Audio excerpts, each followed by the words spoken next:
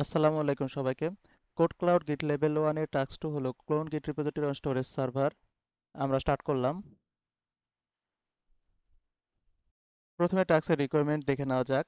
এখানে আমাদেরকে বলা হয়েছে অব ডিরেক্টরির ভিতরে ক্লাস্টার ডট গিট নামে গিট রিপোজিটরি ইতিমধ্যে স্টোরেজ সার্ভারে আছে।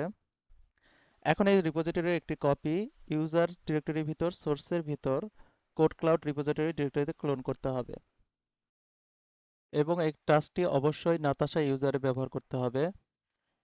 এছাড়া রিপোজিটরি বা অন্য কোনো ডিরেক্টরিতে এর পারমিশন পরিবর্তন করা যাবে না। তো আমরা details of all user and সার্ভারে যাব। এখন আমাদেরকে স্টোরেজ সার্ভারে নাতাশা ইউজারে এসএসএস করতে হবে।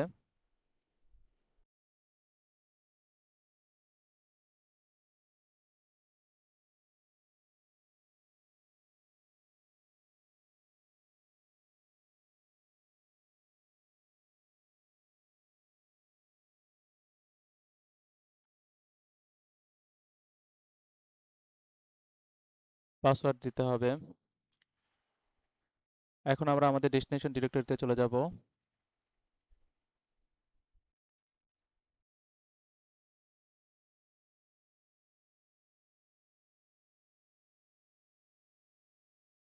এখন আমরা রিপোজিটরি ক্লোন করব।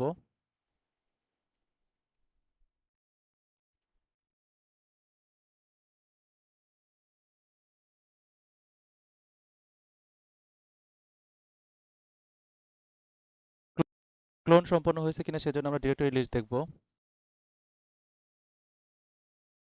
এখানে ক্লাসের নামে একটি ডিরেক্টরি দেখতে পাওয়া যাচ্ছে, যার মানে রিপোজিটরি ক্লোন হয়েছে। এখন আমরা আমাদের টাস্ক ভ্যালিডেট করব, চেক করব, কনফার্ম দিব।